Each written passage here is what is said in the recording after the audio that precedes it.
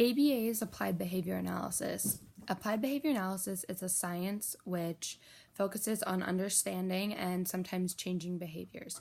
A behavior is something that a dead man cannot do, like walking. This is the dead man's test. Behavior analysts focus on socially significant behaviors.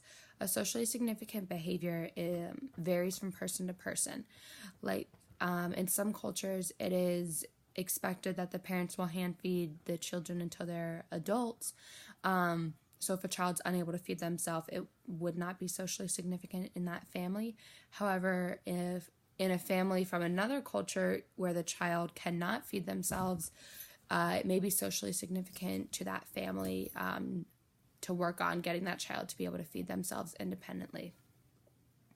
When observing behavior and why someone is doing a particular behavior, a behavior analyst will take data and or notes on the antecedent, which is what happens before a behavior, the actual behavior, and on the consequence, which is what happens directly after the behavior.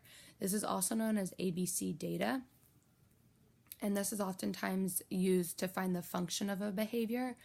Depending on what the consequence is, it can, and whether the behavior increases or decreases in the future, will point us in the direction of what the most likely function of this behavior is.